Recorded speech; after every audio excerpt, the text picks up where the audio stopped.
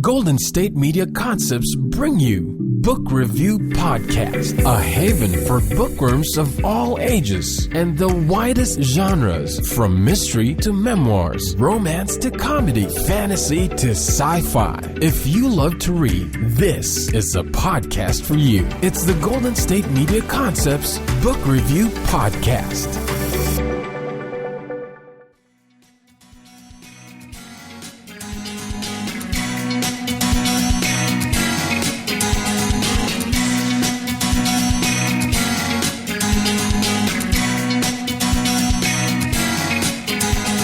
Hello and welcome to the GSMC Book Review Podcast, brought to you by the GSMC Podcast Network.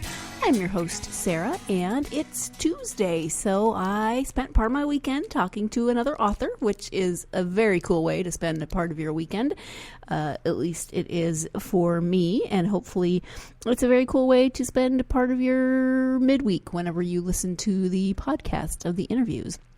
This week I spoke with Mark Bergen about his debut novel called Apprehension, and I have to say that the book is called Apprehension, and it's about police, and I knew this going in, and for some reason, though, I kept thinking apprehension as in, you know, when you're apprehensive or fearful or concerned about something. And then there was a chapter called Apprehension, and they were talking about arresting a suspect or bringing someone in, what have you, and I was like, oh, apprehension. And that's just my confession to you that I was having a moment of completely thinking of the wrong word, although there could be some apprehension in this book as well for various reasons, so it could be a play on that word and its multiple meanings. At any rate, the book follows the story of Detective John Kelly. He was a pro until his niece was murdered right before his eyes. Now Kelly must hide his one shocking secret and criminal act of vengeance when fellow detectives digging in another case can end Kelly's career and send him to jail. Kelly must ignore this looming threat and focus on protecting a boy from his pedophile father. Except the hotshot defense attorney is his new girlfriend, Rachel Cohen, who shares wonderful news but hides her duty to destroy him on the stand. And she can't reveal she's investigating a twisted team of drug cops. While his friends work in secret to save him, Kelly is forced to the breaking point and beyond. This book, there's a prologue that takes place a year prior, but then the bulk of this book takes place over the course of 4 days, and then there's an epilogue that takes place a little bit later.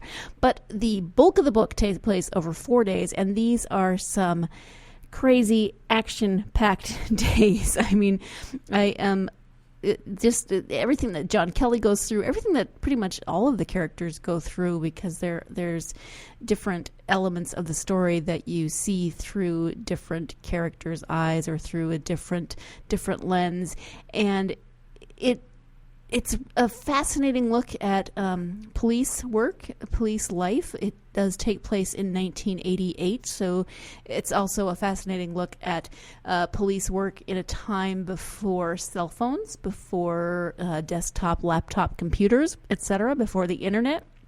So a fascinating look at a period of history that's not that far past, but still far enough past that we tend to forget some of the conveniences we have now. But just the amount of action in the book, and I mean that in terms of both like physical action, you know, the action of a car chase or a drug bust or an arrest or what have you, as well as the emotional action of the book. There's a lot of things that happen in terms of the relationships and how the main character and some of the secondary characters are navigating those relationships, how everything is all intertwined. I mean, John Kelly, the main character, is a police officer. He is dating the public defender so they obviously come across each other, against each other in court.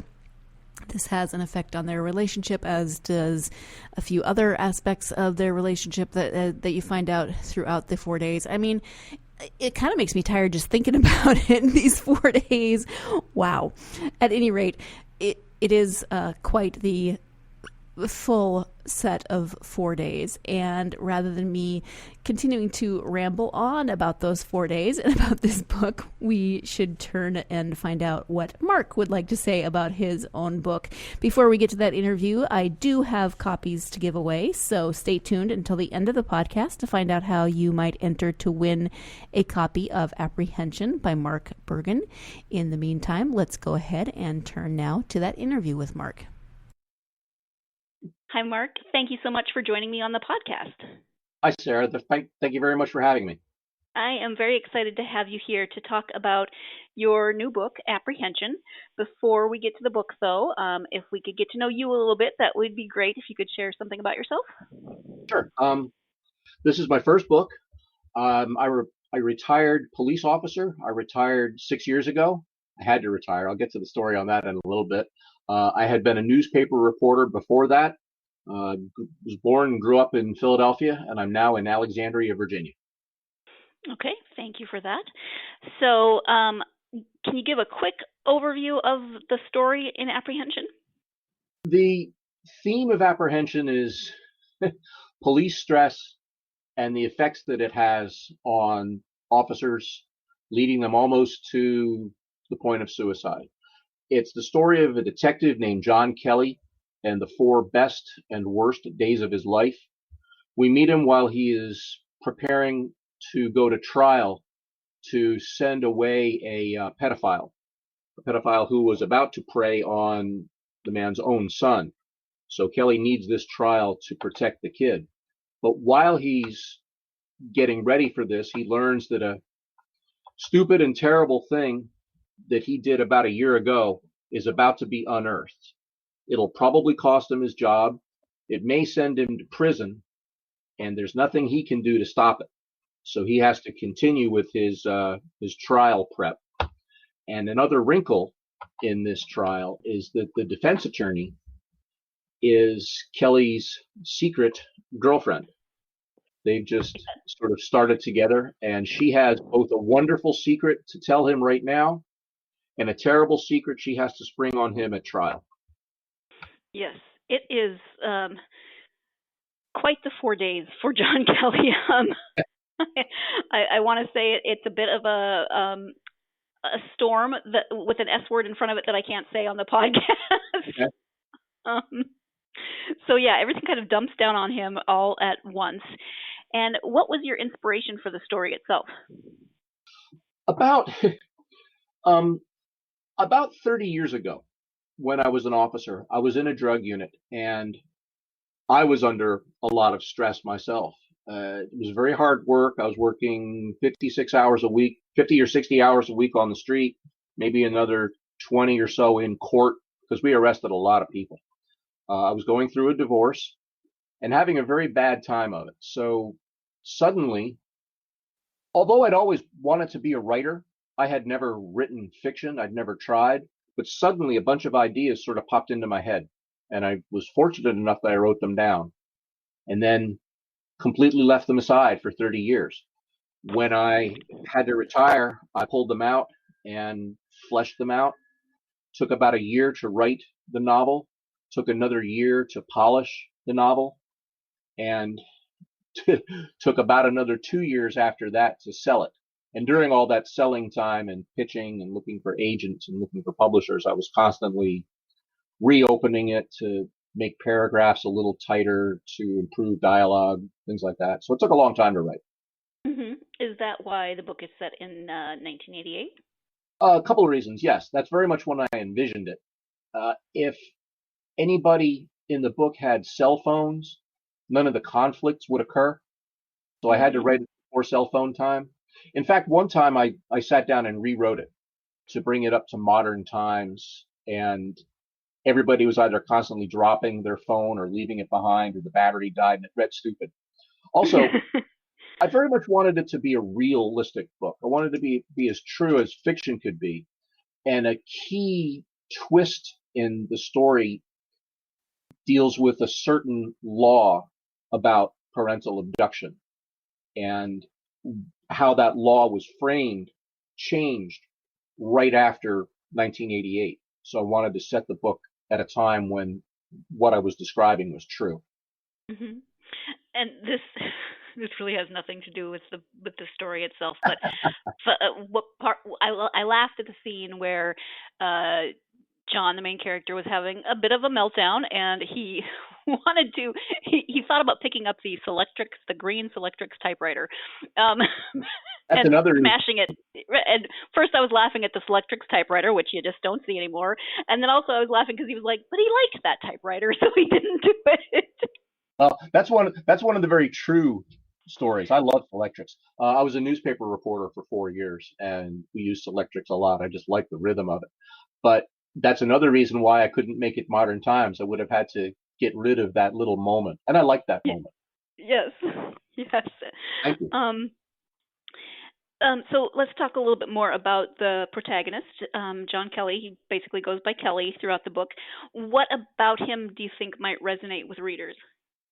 I hope that my fellow cop readers will read this book and be able to say, yeah, that's really what it's like out there. That's what we go through. As long as I've envisioned it, and in all of my writing, I wanted this to be a book that cops would see as true, or at least truthful, that they might be able to share with their family and say, hey, you want to know what we go through? This is a book that kind of describes it. And maybe someone who's thinking about becoming a cop can read it and maybe have a better handle on what to avoid as they go through their career. Mm-hmm. Did you have friends who were cops who were beta readers or anything? A couple. And they helped me with details. I had the wrong kind of cars. I had to go back and talk about some of the radio procedures and the identifying codes back then, because they change all the time. Right. I had a recent beta reader, a lieutenant that I worked for when he was a sergeant and I was just an officer, tell me one of the things he disliked about the book was the manipulations by the officer and the dishonesty. Now, I don't think they're dishonest, but I think the characters try very hard to help each other. It's not that thin blue line that gets a lot of media attention. Nobody's out and out lying for each other or covering things up. They're just seeking to make sure everybody has the best help they can get, try and slant things to help the officers. Right. Right.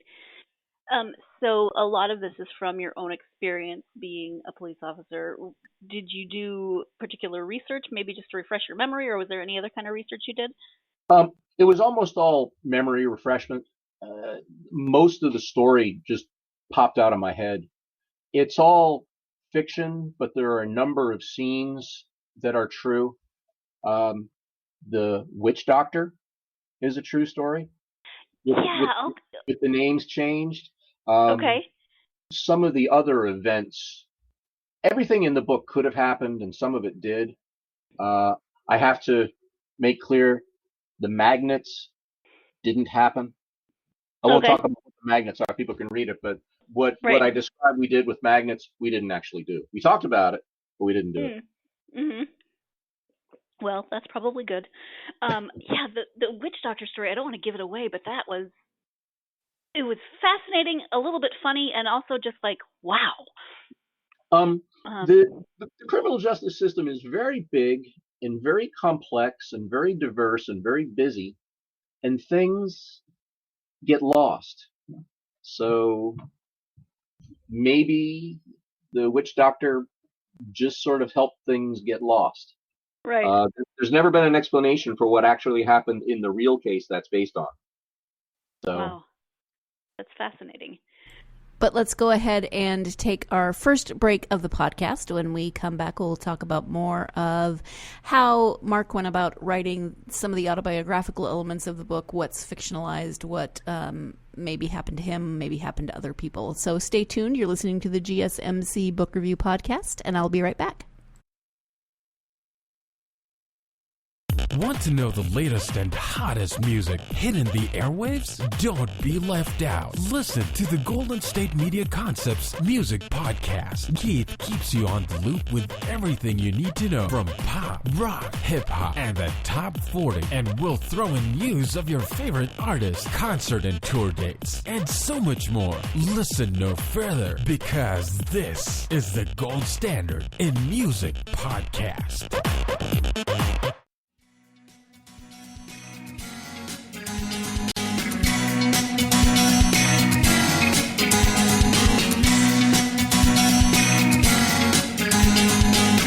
Welcome back to the GSMC Book Review Podcast. I am speaking today with author Mark Bergen about his debut novel, Apprehension.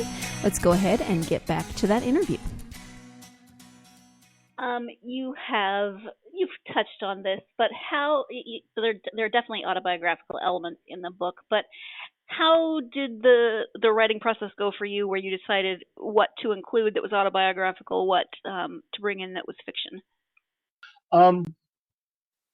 That's a challenging question. I sort of, the things that were autobiographical, I manipulated some of the circumstances. Very, very little of it is truly autobiographical, but many of the things happened to officers around me, or that I learned of by talking with officers. So it is all fiction, but much of it's true. The officer, there's a description of an officer being robbed while on a drug operation. That happened. That was a shock to us all when that happened. Yeah. How I resolve it in the book, unfortunately, didn't happen. I have a better resolution in the book than real life, which I guess is something we all want to have. Right. We'd all like to be able to rewrite things. Yeah. Yeah. You mentioned at the beginning the stress level that can often lead to a lot of different complications for people in this line of work. One the worst of which, of course, would be suicide. In the afterword of your book, you talk a little bit about that and what the book is doing for that. Can you talk more about what you say in the afterword? Yes, thank you. When I sat down to write the book, part of my goal was not only to tell a story, like I'd always wanted to. I wanted to write a book since I was a little kid. And like I say, I had the idea for this book 30 years ago and set it aside. But when I put pen to paper, it was with the idea also that maybe I could do some good with this. Not just sell books, not just get a big publishing contract and then a movie contract and all the other wonderful things that happen to 1/1000th of 1% of us writers. But I had a very interesting thing happen to me that ended my career. 6 years ago, I had 2 heart attacks. In fact, I died. The doctor called it sudden cardiac death. I was at a beach house in Kitty Hawk, North Carolina, sitting on the deck, and woke up flat on my back with no idea how I got there. Spilled my coffee all over myself going down. Didn't have pain, didn't have shortness of breath, didn't have any vision problems. Just instantaneously went from sitting up to flat out. Went and found my wife. She said, "You've been on vacation for a week. You're drinking nothing but beer and coffee. You're dehydrated. Drink some water. If it happens again, we'll go to the hospital." So 2 hours later, it happened again while I was walking around. And I went down face down. Found her. She drives me to the little clinic. They can't find anything wrong with me. Heart attacks typically are an injury. And as an injury, there's an enzyme that's secreted, so they can test for that enzyme and see if you had a heart attack. I didn't have that. I didn't have any apparent heart arrhythmias, but I'm sitting in this clinic in a vacation town, and an ambulance pulls up out front. I say, "Boy, someone's having a worse week than me." And they say, "No, that's for you. You're going to the bigger hospital." And the nurse looks at me and says, "I'm going to pray for you." And that's not a reassuring thing. I go to the hospital. I meet a cardiologist. By the way, it's weird having a cardiologist now, who asks me questions and says, "You spilled coffee on yourself. but nobody ever spills their coffee when they're fainting. They've always got that second or two to put it down as they go out. This is something different. He gave me an angiogram, which is where they squirt dye through your arteries, and they found a 100% blockage of the main coronary artery. Oh my gosh. The artery is called the LAD, and that blockage is called the widowmaker. And I got to hear that term over and over again as I moved from that hospital to another hospital, to the emergency room of the heart hospital, to the cardiac care. They always ask you, why are you here? Do you know what happened to you? And I'd say, I had 100% blockage of the left anterior descending. And their eyes would get really wide. And if they knew I'd been a cop, they were a bit more blunt. They'd say, that's the widowmaker. That should have killed you. I had one nurse put her hand on my shoulder and say, you're not supposed to be here. God must have something more for you to do. Now, I don't know if that's my image of God, but I thought about it. Mm-hmm. And when I finally had to retire, and I had to retire because I ended up with double bypass surgery, and my doctor and the city doctor said I couldn't go back into the stressful world of police work. So I knew I had to do something. I decided to write, but that's when I decided, what can I do that's better than just writing? And I decided to dedicate some of my profits to programs that combat police suicide. It's a problem. More cops commit suicide than are killed on duty, at least twice as many usually. This year so far, there have been 71 line of duty police officer deaths. And by police officer, I mean everything, all kinds of law enforcement, sheriff's deputies and special agents and stuff. But there have been 120 victims of suicide in the law enforcement field. And in my area, in Alexandria, in the 28 years I was a cop, one officer was killed in a shootout, but 3 officers shot themselves to death. And in that same period, 2 sheriff's deputies in our city. So that's 5 to 1. That's a higher ratio than the national, but that's not terribly unusual. Always more cops are killing themselves than are killed out on the street. And there are ways to prevent it, but within our culture, there are things that sometimes prevent us from getting that help. Cops are reluctant to admit they need help. They don't want to call a psychiatrist or go to the city for that because they worry about losing their job. As it happens, after I had written the book, but while I was still researching the topic, I got to hear a lecture by the National Police Suicide Foundation, and they're going to be my first recipients of money. They impressed me. They do 2 things. They teach police agencies around the country how to recognize stress, PTSD, how to mitigate it, how to help their officers through it. And they also operate a no-tell helpline, a hotline that cops can call without getting ratted out to their agency. So they're going to get, right now, about 50% of my profits, which isn't a whole lot of money yet. The book is just barely showing up. But I like it just came out, right? Yes, it did. Technically, it came out last week, and the orders are starting to come through now. It's an ebook, but it's on Amazon and it's on Barnes and Noble, and the publisher Quill has it available too. So it's starting to show up, and especially through nice people like you who are helping me get the word out. My publisher is very small, and we don't do much marketing, so I get to talk a lot. Wonderful. Well, it depends. If you like talking, that's great. If not, you might be like, "Oh Lord." Go ahead. No, I'm getting a little more comfortable about it. I don't like talking about myself, but I'm glad to talk about it. I want to talk about the topic because it doesn't get the attention that it should. Absolutely. And you talk, there is that element of the story, and I don't want to give much away about the story, but and this is 30 years ago, and it doesn't feel like things are that much different now in terms of, officers still don't want to call the employee assistance program, or they still don't want to admit that they have any sort of weakness, because then they aren't seen as being maybe strong enough to be in the line of work that they're in. So it's definitely, I can definitely see that it would be a problem that needs to be addressed. There's a bit of a shift now, and things are getting better now. A couple reasons. Social media. Although social media can generate a tremendous amount of pressure on all of us with the images of cops who get involved in bad things or just flat out do bad things, or their actions can be misinterpreted. That makes us look bad and feel bad.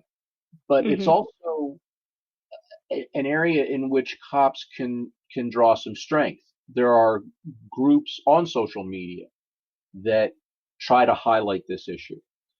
Agencies have gotten better. We've always had stress debriefings on our police department. Not always, but for most of the time I was a cop, you'd have a critical incident stress debriefing. If there were a major shooting, a really bad call, like somebody died or a young person died, they would bring officers in and you'd talk in a group. But many agencies, including mine right now, the Alexandria Police Department, are starting peer debriefing groups where it can be one-on-one, where the officers can reach out to either a fellow officer or, lucky for me as a retired officer. I'm a member of the Alexandria Police Peer Debriefing Unit. So someone who just had something terrible happen, maybe even an off-duty thing, maybe they're going through a divorce, they can call and talk to me, and because I'm outside the chain, I don't have to report back and either get them in trouble or make trouble there. So departments are moving toward improving. I'm hoping this book lets me talk to a lot of police agencies and sort of spur them on or be a catalyst for talking about these issues. Mm-hmm. That's really wonderful. Thank you so much for that. So you retired and you started writing. Are you working on another book? Do you have an idea for another book? How's that working? I've got about 6 ideas for other books. I'm about halfway through the second book. When I was writing the first, ideas would constantly pop into my head. I'm the kind of person, I carry around a notebook and a pen, and I'm constantly jotting things down. Ideas would pop in, and I could use them in apprehension. But some parts wouldn't quite fit in there. So I just write them down as notes, and I put them on a computer file and look at them later. And they became the plot for the second book that I'm working on now. And I actually have at least 2 more books in process with these same characters. Okay. Not exactly a series, since the first one does take place in 1988. And I hope my readers can jump back that far, because the people are all the same. There are only a couple of different technical differences between back then. The second book is going to take place 13 years later, right after 9/11. And it's going to have nothing to do with 9/11 other than the officers and the department will be going through the changes that all of law enforcement went through right after that terrorist act. Right. The different ways to deal with the public, the different things we were experiencing. And as it happens, Alexandria, being only 5 miles from the Pentagon, we had a big impact. That day, I wasn't scheduled to work, but I ended up working at the hospital for crowd control for what we anticipated to be people coming to give blood to support the medical efforts. We all changed the way our shifts work. We went to 12-hour shifts. I was working midnights. That was another set of pressures. The second book isn't going to be about pressure. Oddly enough, the second book is going to be about faith and religion and God. My character survives a horrendous shooting, a shooting that should have killed him. There's no reason for him to be alive. And people around him start to think maybe he's touched, maybe he was blessed, maybe he was protected. And again, like I said with me, that doesn't necessarily fit his image of how God works, but he starts to wonder. Mm-hmm. And it's a typical mystery. There's an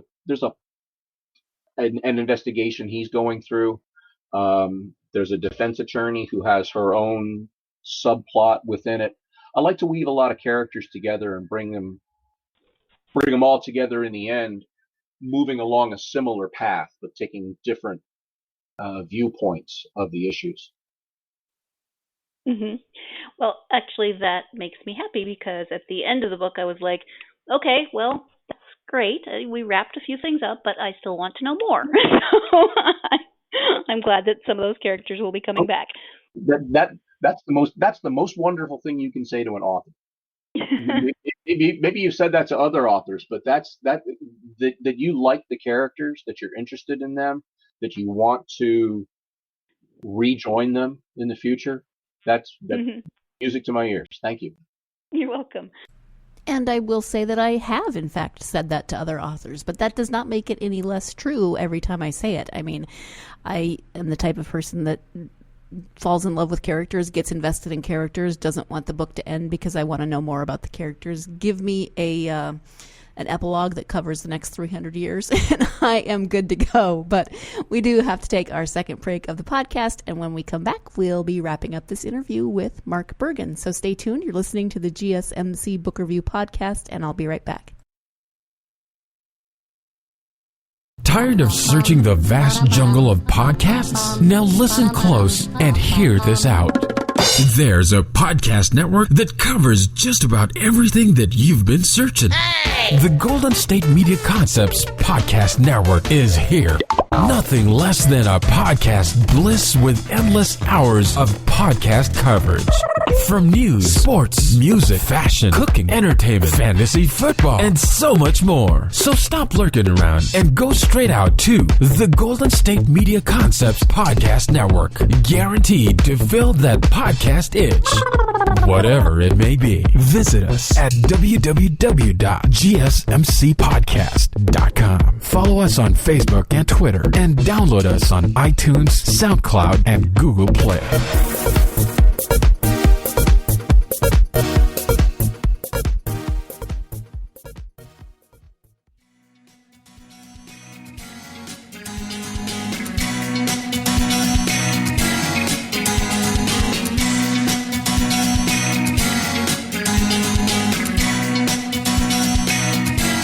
Welcome back to the GSMC Book Review Podcast. I am speaking today, of course, with author Mark Bergen about his debut novel, Apprehension. And so let's go ahead and get back to that interview. You said that you wanted to write since you were a kid. Have you been writing throughout your career, or did you just kind of put that on hold until you retired? Well, the wrong kind of writing. I remember wanting to be a writer since I was about 12. My favorite author was and is Alistair MacLean, the British thriller writer, the author of The Guns of Navarone and Were Eagles There. And my first contact with him was my dad said I could stay up late to watch this movie called The Guns of Navarone. I'd never heard of it. I was a little kid, and it was a great war story. And I learned it was a book, so I went and read the book. And then I read everything else that Alistair MacLean read. And then he was the first author that I reread just to see how he put things together, knowing how it was going to end, but looking for the foreshadowing, even reading just how well he did sentences and paragraphs. His gift of the language just grabbed me right at that moment. I read everything I ever could, and I read and I read and I read. Then I became a newspaper reporter, which is a whole different style of writing. In fact, I had a mystery bookstore owner one time say, reporters can't be writers. They'll never be novelists. I might go back and find them. And that's not true because there are plenty. Yes. But it's a kind of writing. And my excuse probably was always, I'm too busy. Too busy being a reporter, too busy being a young cop and then a middle cop and then getting married and having kids and being a parent and all the other things. I knew, though, that when I retired, I had to have something to do. I'd been 28 years on the department. I was looking to go to at least 30. So I was starting to think about retirement. And what everybody tells you is you can't just walk out the door with nothing to do. You can't think, I'll just play golf. I'll just play tennis. I'll just sit around the house. Because those are the people that curl up and die. I decided I wanted to write. I knew I always wanted to write. I realized I now had the time and no excuse not to. So I sat down and spent at least 4 hours a day looking at the screen, if not throwing words onto the screen. But the actual writing wasn't terribly hard at the beginning because I'd had this story burbling in my mind for so long. Somebody, I wish I knew who, but the best analogy I've heard for how you write a book is you compare it to making a sandcastle. And to make a sandcastle, you start by pulling together a huge pile of sand. And once you have that big pile of sand, then you start making towers and courtyards and moats and walls. So I threw all the words down in the story, just kind of banged it out. I'm a plotter. Have you heard the term plotters and pantsers? Mm-hmm. Yep. I could never be a pantser. I couldn't write a story from the seat of my pants because I wouldn't know where I was going. I have to be a plotter. I have to have the end in mind and work toward it. So I started outlining. I had these notes that I'd written 30 years ago that were basically a beginning, some middle stuff, and an ending I wanted to get to. And I put them on paper. And I thought, okay, how do I get from beginning to middle? What do I fill in? Where does my character have to go to set him up to be at the right place at the end? So that's where the trial came about. That's where the girlfriend came about. The descriptions of the drug cops and what they go through.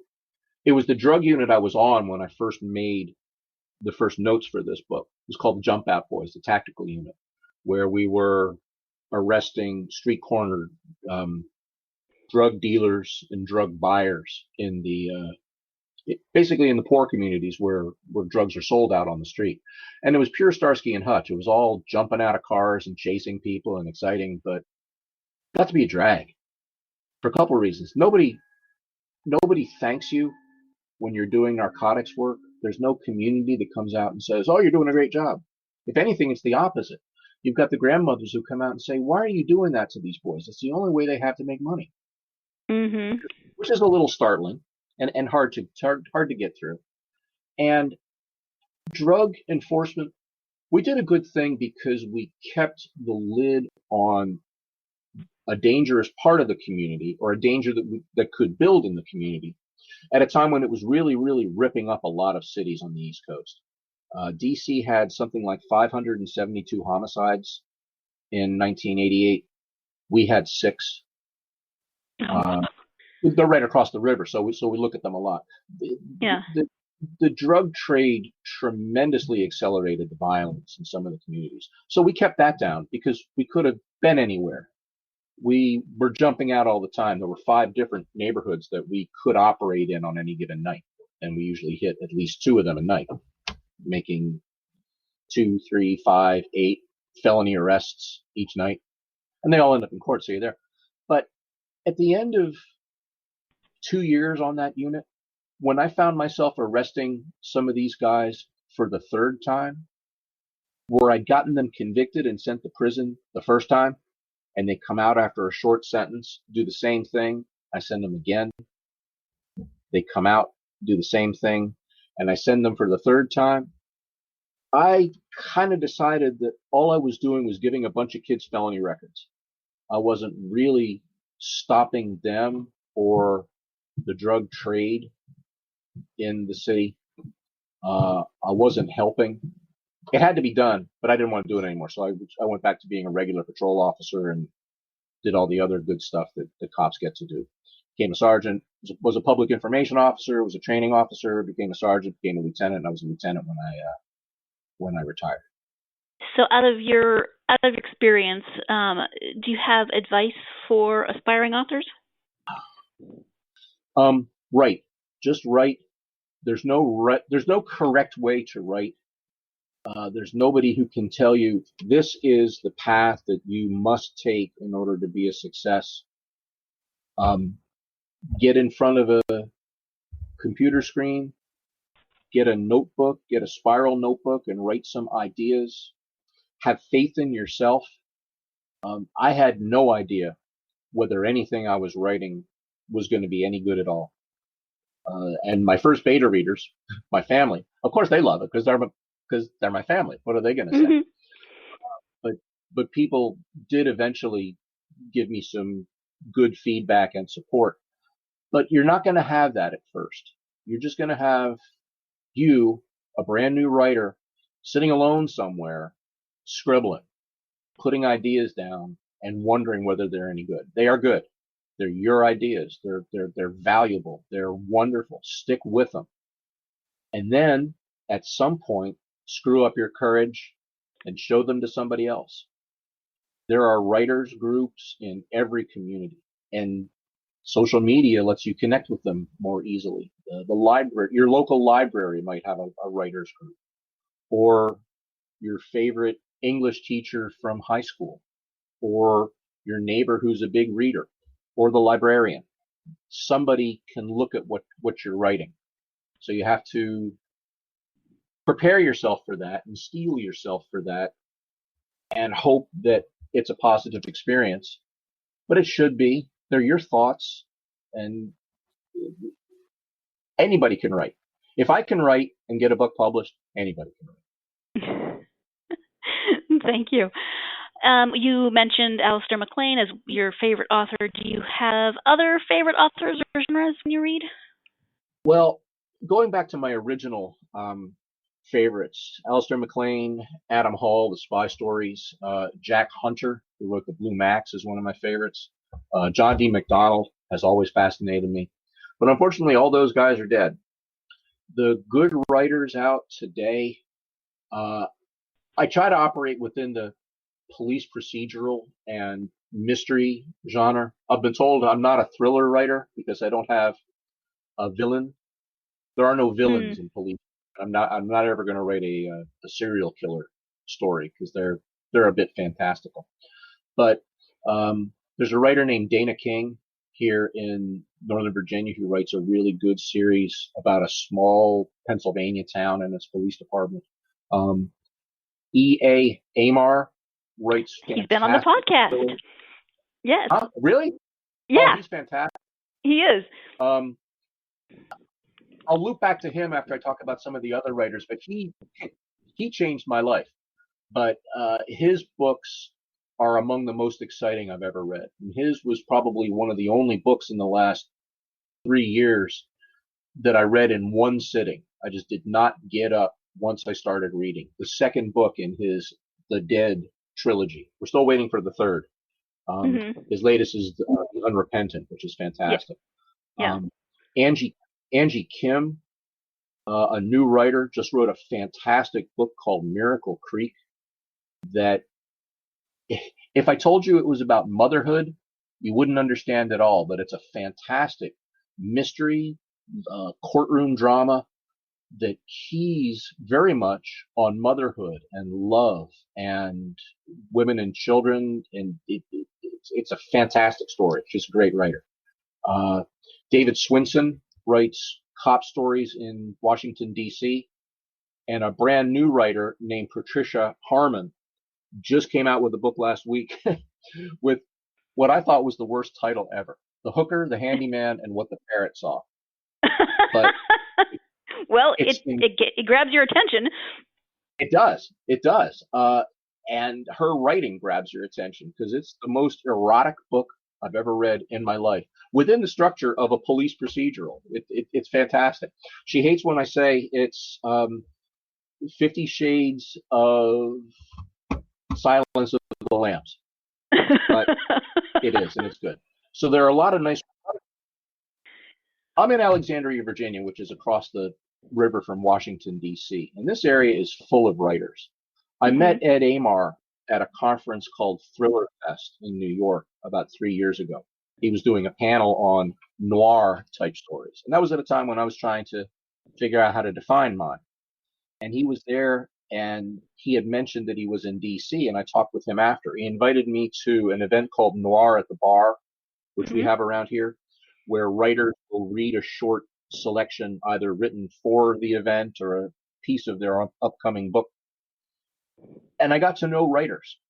And the writing community is fascinating. Everybody's in competition with each other, but they're not in any way competing. There are lots and lots of books out there, and just readers don't buy one book. Readers buy lots of books. So we can all pull together, and they've been really supportive. They've talked me through. They've helped me with some issues with trying to find an agent, trying to find a publisher, just trying to keep working when you're stuck in the story and the other one doesn't seem to be going anywhere. Yeah, it's great. Wonderful. Yeah, I've heard you're not the first that has talked about that community out there, so that just sounds wonderful. It's nice to be in an area that has so many other authors. Mm-hmm. Yeah. I know you have a website, so if you can tell us where to find your website and where people can find you on social media, if you have it. I do. I'm on Facebook. I think I'm Mark Bergen 54, but I also have a Mark Bergen Writer Facebook page that I only started a few weeks ago, so it's not really well populated. I haven't quite figured out how to separate my personal persona from my writing persona, and I want to do that more. I have a website called markbergenwriter.com that was a blog site I started about 2 or 3 years ago, wrote about 15 items and forgot about it until about a month ago. I just wrote something new, and I'm trying to revitalize that. I can be reached on my website, which is in the back of the book, so I'm trying to encourage people to write to me from that. If they don't like the book, I want them to tell me. If they do like the book, they can tell somebody else. But right. My email is bergenwriter@gmail.com. And Bergen is Bergin. None of this Candace Bergen with an E stuff. Okay. You got it wrong. Good to know. And then we've talked about a bunch of things today, but is there anything that we haven't covered that you would like to highlight, either from your book or writing in general? Gee, that's a very wide play. It is, but just in case there was something you're like, shoot, I really wish she'd asked me that. Nothing I can think of right at this second. I think you were kind enough to give me questions that let me talk about my cause, if you will, the suicide prevention, describe the book a little bit, talk about the ones that are coming, talk about some of my friends who have also not also written great books, but they've written great books, and they're also writers, I can put it that way. Mm-hmm. Okay. Well, if you're anything like me, you'll think of something like 2 hours from now, but that's just me. So thank you so much for being a guest on the podcast. I really enjoyed speaking with you. It was very much my pleasure. Thank you. Thank you for your interest. Once again, thank you so much to Mark Bergen for taking the time to speak to me about his debut novel, Apprehension. I very much enjoyed our conversation. I am grateful, as always, to all the authors who take time to come onto the podcast. Grateful, as always, of course, to you, my listeners. And if you are interested in this book and would like to enter to win a copy of it, you can do so by going to our Facebook, Twitter, or Instagram pages, so GSMC Book Review social media pages, and commenting on the post that has this episode, which is episode 174, obviously interview with Mark Bergen. So GSMC Book Review, Facebook, Twitter, or Instagram, comment on this post, episode 174, and you will be entered to win a copy of Apprehension. Thank you so much for joining me for this interview, this episode. I hope you'll join me again next time. Hope you're having a wonderful week, and that you take some time this week to go out and get yourself lost in a good book. You've been listening to the Golden State Media Concepts Book Review Podcast. part of the Golden State Media Concepts Podcast Network. You can find this show and others like it at www.gsmcpodcast.com. Download our podcast on iTunes, Stitcher, SoundCloud, and Google Play. Just type in GSMC to find all the shows from the Golden State Media Concepts Podcast Network. From movies to music, from sports to entertainment, and even weird news. You can also follow us on Twitter and on Facebook. Thank you, and we hope you have enjoyed today's program.